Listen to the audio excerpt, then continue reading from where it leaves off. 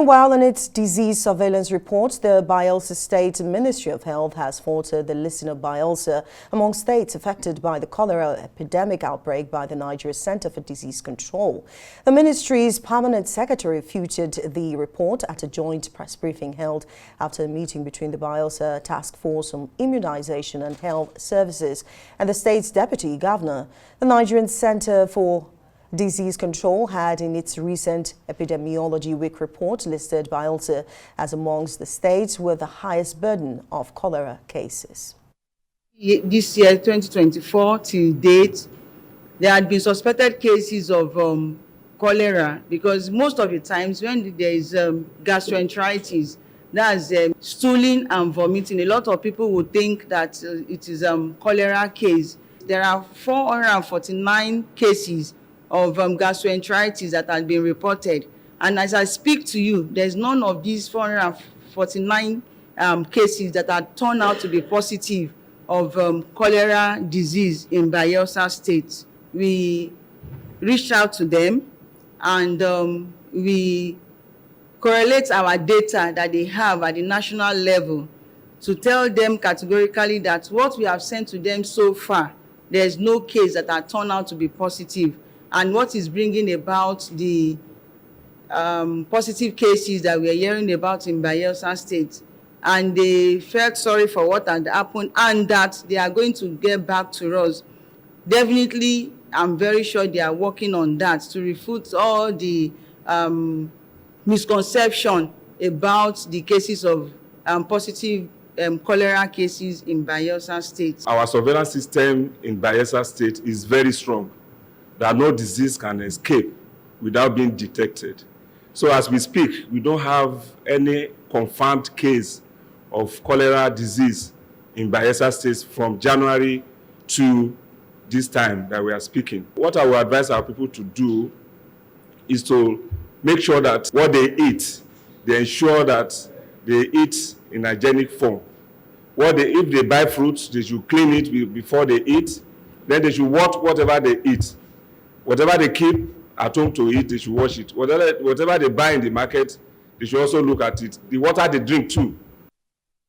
Well, joining us now to bring us up to speed on the cholera outbreak, available data and possible state of emergency on cholera is the Director General, Nigeria Center for Disease Control, Dr. Jide Idris. Good to have you join us in the studio. Same here. It's the first time and it's good to have you around on Arise News Hour. Thank you. Okay, so let's talk about the latest update on the cholera outbreak in Nigeria, the deaths, confirmed cases, and the state so far. The latest report is that there are over 1,200 cases in 31 states with about 40 deaths thereabout. Let's hear from you. In fact, the latest data I have, I got about an hour ago. That's the latest up till about Thursday. And they have about 1,316 cases from 31 states with 34 deaths. And the interesting thing is that 15 of these states contribute about 90% of the cases. Okay. And that's the figure right now. Now, joining issues about what is right, what is wrong, I will not, because I rely on data from my officials. And data that come to NCDC are data picked from the different states and local governments, using their states epidemiologists and all. And it's not impossible. Most of these cases, especially in other states too, they use RDT. RDT may give false positive, but the cholera is very clear in its presentation. And waiting for full diagnosis may take a while. So the same yardstick we use for all states. Yeah. Enugu contested, and when I look at the data, Enugu was on the list. So I commented, but they also have set up their own mechanism to check the thing. Okay. So now, you know, I know you just mentioned that you're not going to join issues, but the Bayelsa State Ministry of Health refuted the figures coming from that state. What's your reaction? Because you say you have their data that you get from your. I mean, cholera occurs in Nigeria all year round, so it's not more than seasonal. Right. And we've been tracking this data based on data from the different states, and over the months, and there has been a downward trend But in the last 1 month, the week 24, we saw that spike. And that's why we came out, especially when Lagos State came up with their data. So the spike was totally unusual. So it was a trigger for us to do something, let them know what is happening. And that's why we sent out the advisories to all states. And we've packaged some consumables materials to help different states in their operations against cholera. We've started distributing, and we're distributing to some of them. Some are on the way right now. Now, there was a risk assessment done in the last 2 days by the technical working group, National Technical Group of Cholera, involving NCD staff, state epidemiologists from different states, and our partners. They assessed the data, and they advised that perhaps we should declare or activate the EOC, National EOC. But this was at a lower level, because now we just address those hotspots, give them the support, address those hotspots, and that's what we're going to declare on Monday, by the time they get it. We were appointed an incident manager who will handle that case. Normally, when you declare that EOC, there's somebody in charge who coordinates, and we meet every day to assess data from different states. The idea is that we need to actively take care of what is happening. So, but can we have those hotspot states mentioned? Can we have those available data, since you said the latest is from Thursday? Yeah, hotspots, I'll give you Bayelsa, Lagos, Zamfara, Abia State, Bauchi, Cross River, Ebonyi, Katsina, Delta, and I think Imo. I'm not sure of them. But I think there are a couple of the Ogun State. No, Ogun State is low. Because these states are recorded, they record above 10 cases. Okay. All the others are just 1, 2, 3, 4. So those are the cases I can remember now offhand, because I have the list. It's funny how the Bayelsa State had said earlier.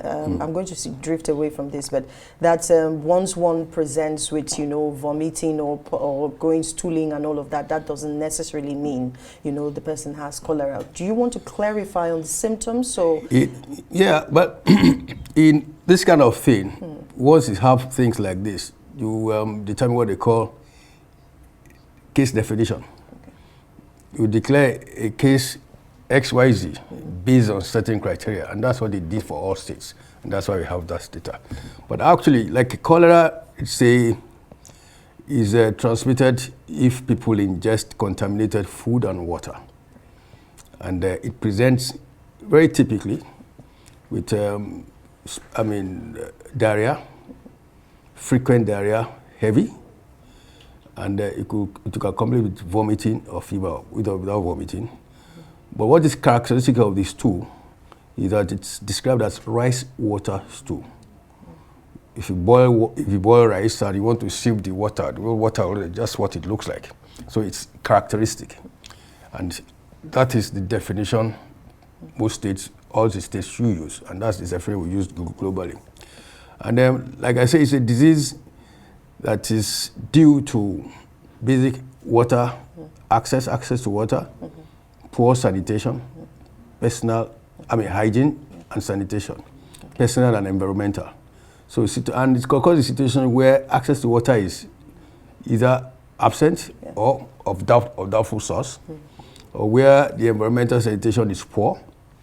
And most times it occurs in slum areas, urban slums, or where you have a huge population, maybe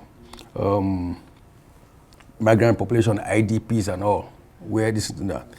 And what is interesting about this one again is that, you see, NIMET has predicted heavier rainfall this year.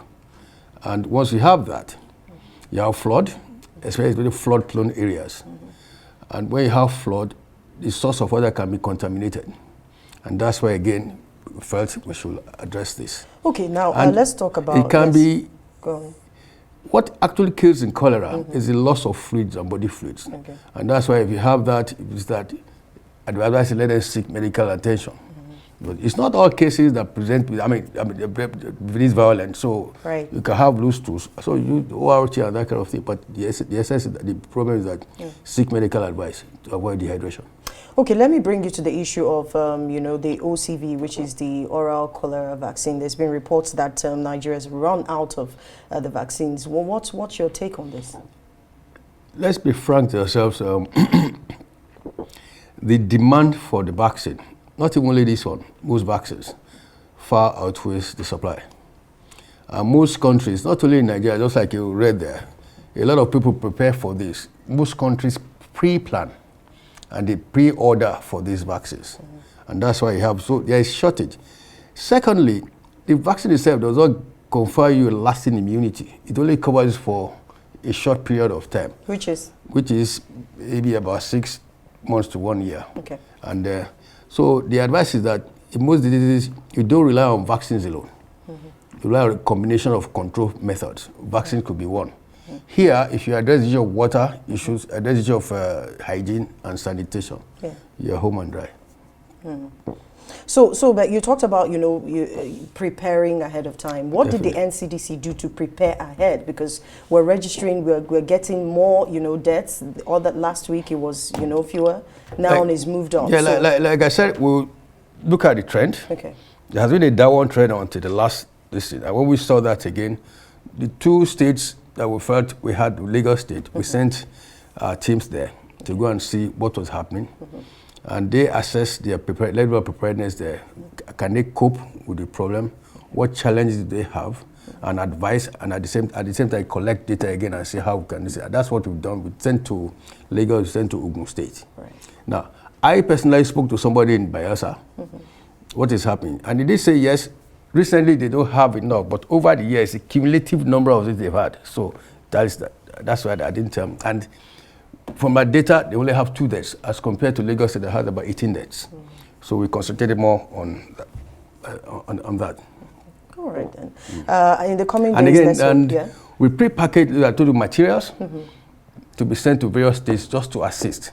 Materials involve what they can use to treat, way to diagnose, and again, for their laboratory staff, they can make diagnosis, give them reagents and what they may need. Okay. All right, then. Thank you so much for joining us, Dr. Jide Idris, who is the Director General, Nigeria Center for Disease Control.